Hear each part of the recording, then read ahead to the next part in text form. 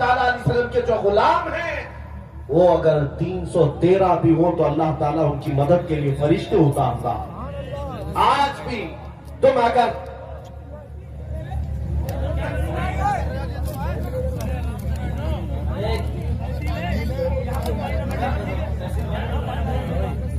محفل رسول کا ادب آپ نہیں جانتے.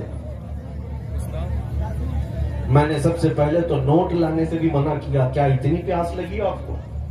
شہید اعظم کانفرنس بنا رہے ہیں, حسین اعظم کی پیاس کا ذکر کرتے ہو. 3 دن کی بھوک اور پیاس کو برداشت کرنے والے اس امام کے مقتدی کیا ایک بوتل پانی پر سارا مجمع خیرہ کر دیں گے؟ ایسا نہیں ہو سکتا. اگر سچے حسینی ہو تو ہر چیز کو برداشت کرنے کی طاقت ڈالو, ہر چیز کو برداشت کرنے کی اپنے اندر عادت بھی ڈالو. اور یہ زمانہ انہی چیلنجز کا ہے. کیا تم ایک بوتل پانی پر بکنے والے لوگ ہو؟ نہیں. اور نہ ہی ادھر ادھر کی. جب میرے آقا صلی اللہ علیہ وسلم کی بات ہو تو میں غزوہ خندق کی ایک بات میں بتا دوں. صحابہ میرے آقا صلی اللہ علیہ وسلم کے شہدائی 1 مہینے سے خندق کھود رہے تھے اور پیٹ پر پتھر باندھنے کے واقعات وہاں پیش آئے. بھوک کی شدت تھی. صحابہ میں کھانے پینے کی چیزیں نہیں تھی. 2 کھجوریں اگر مل جائیں تو 10 لوگ مل کر کے اس کو چوس لیتے. فاقے کا عالم یہ تھا. لیکن جو کفار و مشرکین مقابلے میں آئے تھے ان کی تعداد 10,000 سے زیادہ, اور ان کے ہاں اونٹ اور بڑے بڑے جانور ذبح کر کے پکائے جا رہے تھے, اور ان کے کھانے کی خوشبو ادھر بھی آ رہی تھی صحابہ کو بھی. توجہ, ادھر کفار و مشرکین کے ہاں روٹیاں بھی بن رہی ہیں, بوٹیاں بھی بن رہی ہیں. میرے آقا صلی اللہ علیہ وسلم کے خیمے میں صحابہ رفاقہ کر رہے ہیں. لیکن تاریخ کا ایک ورق بھی مجھے دکھا دو, ایک لائن دکھا دو کہ رات کا وقت ہوا, میرے آقا سو رہے ہو اور ایک صحابی بھی کھڑا ہو کر کے یہ سوچتا ہو کہ جاؤں ان کے خیمے میں سے 2 بوٹیاں لے آؤں یا 1 روٹی لے آؤں. ایک صحابی بھی کبھی ان کے کھانے کی خوشبو کی طرف نہیں متاثر ہوئے. میرے آقا صلی اللہ علیہ وسلم نے ان صحابہ سے کہا شاید تمہیں بھوک پریشان کر رہی ہو, فاقہ پریشان کر رہا ہو, اور ادھر ان خیموں میں کھانے پینے کی خوشبوئیں آ رہی. صحابہ نے برجستہ کیا عرض کیا, یا رسول اللہ, اگر کھانے اور پینے روٹی اور بوٹی کے لیے ہم آئے ہوتے تو اس خیمے میں نہیں ہوتے, اس خیمے میں ہوتے. میرے آقا یہاں تو ہم اپنی گردنیں آپ کے قدموں پر نچھاور کرنے آئے. کیا بات ہے, واہ واہ واہ. یہ میرے آقا کے غلاموں کو دنیا کبھی خرید نہ سکی, اس لیے 12,000 کا لشکر لے کر کے بھی صلاح الدین ایوبی 4 لاکھ کی فوج سے اکیلا لڑ رہا تھا. اللہ, اس چھوٹی سی فوج کو 4 لاکھ صلیبی توڑ نہیں پائے. یہ تاریخ میری اپنی لکھی ہوئی نہیں, انگریزوں کی لکھی ہوئی تاریخ, انگریزوں کی لکھی ہوئی تاریخ ہے. صلاح الدین ایوبی ایک ایسا جرنیل تھا جس کے پاس صرف 12,000 کا لشکر تھا ایک بار, اور میدان میں جب وہ اترا تو اس کے مقابلے میں سارا یورپ اتر آیا تھا 4 لاکھ کی فوج لے کر. صلاح الدین ایوبی نے اپنے فوج سے یہ پوچھا بھی تھا کہ ہم ان کے مقابلے میں اترے یا نہیں اترے. تعداد ہماری صرف 12,000 ہے, 4 لاکھ کی فوج لے کر آئے. جانتے ہو صلاح الدین ایوبی کی جو فوج تھی وہ عاشقان مصطفیٰ کی فوج تھی. عرض کیا آپ نے سپہ سالار سے, صلاح الدین ایوبی سے, اے ہمارے سپہ سالار, رسول پاک صلی اللہ علیہ وسلم کے صحابہ جب غزوات میں جاتے تھے تو کیا تعداد دیکھتے تھے؟ اگر وہ تعداد دیکھتے تھے تو ہم بھی دیکھیں گے.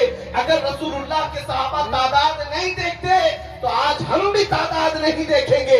اس لیے کہ ہمارا یقین ہے تعداد مدد نہیں کرتی, اللہ مدد کرتا. سبحان اللہ, سبحان اللہ. پھر صلاح الدین ایوبی نے تاریخ میں یہ بات رقم کر دی.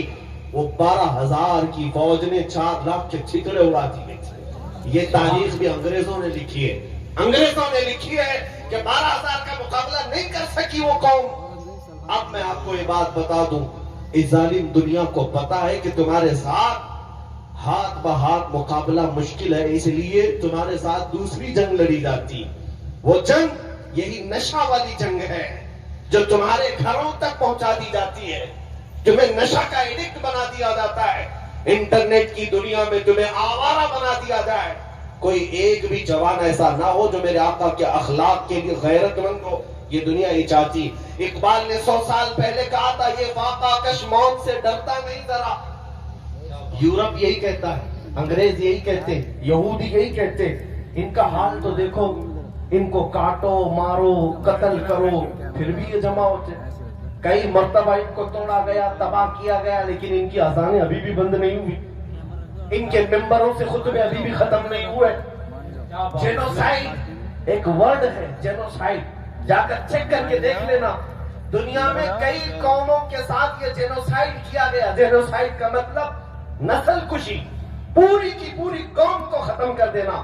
افریقہ میں کئی ایسے دھرم ختم ہو گئے, ان کی پوری قوم کو ختم کیا گیا.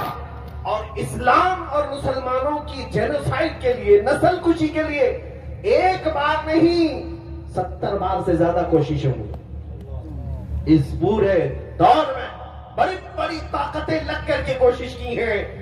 بغداد کو توڑ کر کے رکھ دیا تھا, مسلمانوں کی کھوپڑیوں سے مینار بنا دیا. دریائے دجلہ کا پانی پورا ہمارے خون سے لال ہو گیا تھا. طرابلس کو, مراکش کو, لیبیا کو, مصر کو, تونس کو اور کرتبہ کو, آپ دیکھیں اسپین کی وادیوں کو مسلمانوں کے خون سے نہلایا گیا. بے حساب قتل ہوئے. لیکن آج کیا اذانیں بند ہو گئی؟ کیا آج مسجدوں سے میرے آقا کی باتیں بند ہو گئی؟ نہیں ہوئی. ایک یہودی عالم یہ کہتا ہے, وہ ریسرچ کر کر کے بوڑھا ہو گیا ہے, وہ کہتا ہے میں انہی باتوں پر ریسرچ کر رہا ہوں, پی ایچ ڈی کر رہا ہوں. بار بار انہیں قتل کیا گیا, بار بار انہیں توڑا گیا, بار بار ان کو جلا وطن کیا گیا, ان سے حکومتیں چھینی گئی, پھر یہ جمع کیوں ہوتے ہیں؟ وہ یہودی عالم کہتا ہے جبکہ دیکھا جائے تو ان کا کوئی ڈھنگ کا لیڈر بھی نہیں جو انہیں جمع کرے. ان کے پاس کوئی قیادت بھی نہیں ہوتی جو سب ان کو ایک پلیٹ فارم پر جمع کرے. ان کے پاس کمیونٹی لیڈر نہیں ہے, پھر کون انہیں جمع کرتا ہے؟ یہ میں نہیں کہتا ہے کہ یہودی عالم کہتا ہے. ہر بار یہ ٹوٹتے ہیں اور انہیں اگر کوئی چیز جمع کرتی ہے تو نام ہے محمد. سبحان اللہ. مصطفیٰ کریم صلی اللہ علیہ وسلم کا نام پاک ایسا ہے کہ ان کے بجھے ہوئے دلوں میں بھی عشق کے شعلے بھڑکا دیتا, ان کے دلوں کو روشن کر دیتا. اسی لیے اقبال نے کہا تھا انگریزوں کی زبان سنو, کیا کہتے ہو؟ یہ فاقہ کش موت سے ڈرتا نہیں ذرا, روح محمدی اس کے بدن سے نکال دو. وہ دنیا یہی کہتی ہے کہ روح محمدی اس کے بدن سے نکالو. ہمیں پتا ہے اے مسلمانوں, کیا تمہیں مرنے سے ڈر لگتا ہے؟ موت سے ڈر لگتا ہے؟ کچھ لوگوں کو ڈر لگتا ہو تو وہ ڈر آج نکال دو. دنیا میں سب سے ہائیسٹ, سب سے بڑا ڈر موت کا ہے. اس کے بعد کیا ہونا ہے؟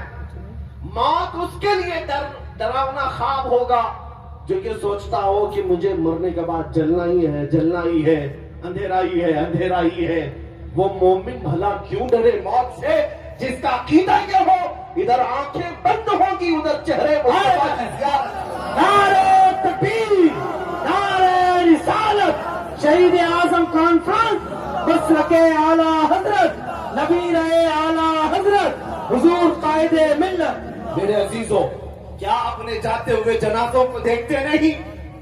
میں آپ کو یہ بات سمجھا رہا ہوں, موت تو آنی ہے, جوانی میں آئے کہ بڑھاپے میں آئے, لیکن تیار تمہیں ہمیشہ رہنا ہے, تیار رہنا ہے.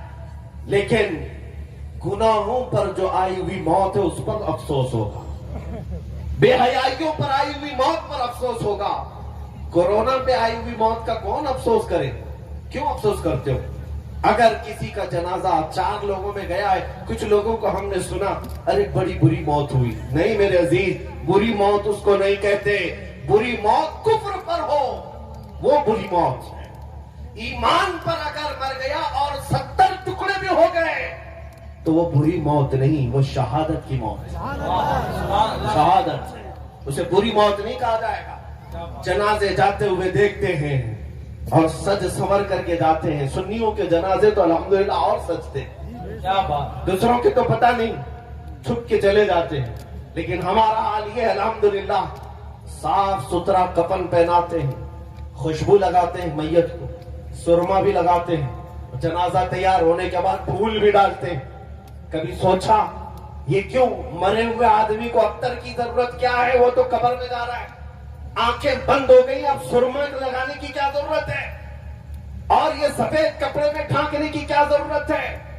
بزرگوں سے پوچھو تو یہ بتائیں گے میرے عزیز یہ جا تو رہا ہے قبر میں، لیکن آج یہ میرے مصطفیٰ کے دیدار کے لیے جا رہا ہے، اس لیے سجایا جا رہا ہے شبے گور بھی اسی گل سے ملاقات کی رات، اس لیے ڈر اور خوف نکالو، ایمان والا بندہ موت سے اس لیے نہیں ڈرتا، اسی لیے یہ دنیا جانتی ہے کہ اس کے اندر خوف موت کا نہیں، ان کے اندر سے عشق مصطفیٰ نکال لو، پھر ہر چیز سے ڈرنے لگے، ہر چیز سے خوف۔ بزدل کب بنتا ہے بندہ؟ جب میرے آقا کے قدموں سے دور ہوتا ہے، حضور کے قدموں میں رہنے والا بزدل کبھی نہیں ہوتا، عاشق رسول ہمیشہ وہ بطل جلیل کہلاتا ہے، نبی پاک صلی اللہ تعالیٰ علیہ وسلم کا وفادار۔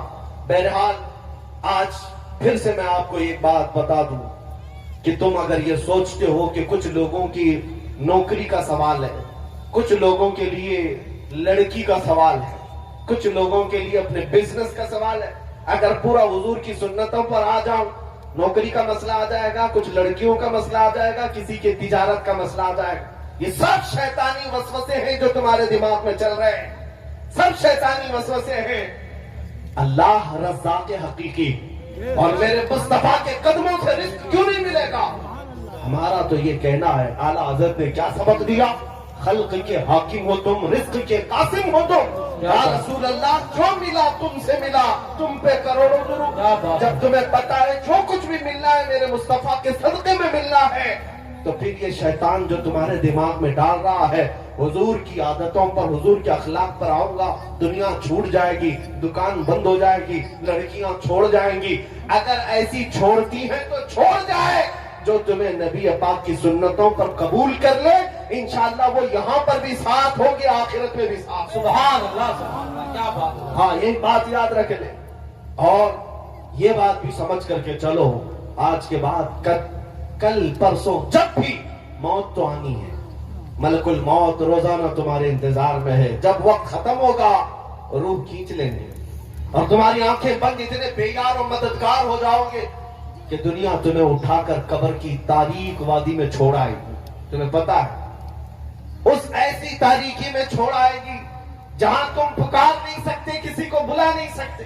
ایک حدیث میں نے پڑھا، حضور فرماتے ہیں میت کو سب سے زیادہ شوق یا حسرت کس بات کی ہوتی ہے جانتے ہیں؟ قبر میں جانے کے بعد میت یہ چاہتا ہے، آپ بھی چاہیں گے، ہم بھی چاہیں گے، مرا ہوا آدمی قبر میں جانے کے بعد سب سے زیادہ اس بات کی خواہش رکھتا ہے کہ میرے رشتہ دار، میرے دوست و احباب تھوڑی دیر میری قبر کے پاس بیٹھے رہیں، وہ جب تک بیٹھے رہیں گے اسے دل کا قرار ہوگا، انس ہوگا، یہ حدیث میں ہے، لیکن بیٹھتا کون ہے؟ سب چھوڑ کر چلے آتے ہیں، قریبی دوست بھی مٹی ڈال کر جلدی سے قبرستان سے واپس گھر آتا ہے، اپنے باپ کا جنازہ لے جانے والا بیٹا بھی تختیاں بند کر کے قبر کی مٹی ڈال کر کے جب گھر آتا ہے، میت پکارا ہوتا ہے، اسے سب چیزوں کی خبر ہے، لوگوں کے چلنے کے چپل کی آواز تک مردہ سنتا، لیکن اتنی تاریک قبر، ہاتھ اٹھاؤ تو ہاتھ نظر نہ آئے، اور ایسے دفن کر کے آتے ہو، نہ ایک تکیہ دیتے ہیں، نہ ایک بوریا، نہ ایک چادر، اور نہ قبر میں کوئی روشن دان، سوراخ، کچھ نہیں۔ یہ باتیں میں کیوں کہہ رہا ہوں؟ توجہ، جب تم اپنے دوستوں کو بھی جاتے ہوئے دیکھو گے، تمہیں دفن کرنے والا بیٹا بھی جاتے ہوئے دیکھو گے، بھائی بھی جاتے ہوئے تم دیکھ رہے ہوں گے، قبر کے اندر سب چھوڑ کر چلے جائیں گے، اندھیرا اندھیرا اندھیرا، قبر کا اس اندھیری رات میں اگر کوئی روشنی لے کر آتا ہے تو تاجدار مدینہ کی ذات، سبحان اللہ، میرے آقا صلی اللہ تعالیٰ علیہ وسلم کی ذات ہے، اس قبر کی اندھیری رات میں وہ روشنی لے آئیں گے۔ اور میرے عزیزو، جب تمہیں پتا ہے کہ قبر میں ہمیں ان کی ضرورت ہے، حشر میں ان کی ضرورت ہے، تو پھر سن لو اعلیٰ حضرت کیا کہتے ہیں، آج لے ان کی پناہ، آج مدد مانگ ان سے، آج لے ان کی پناہ، آج مدد مانگ ان سے، کل نہ مانیں گے قیامت میں۔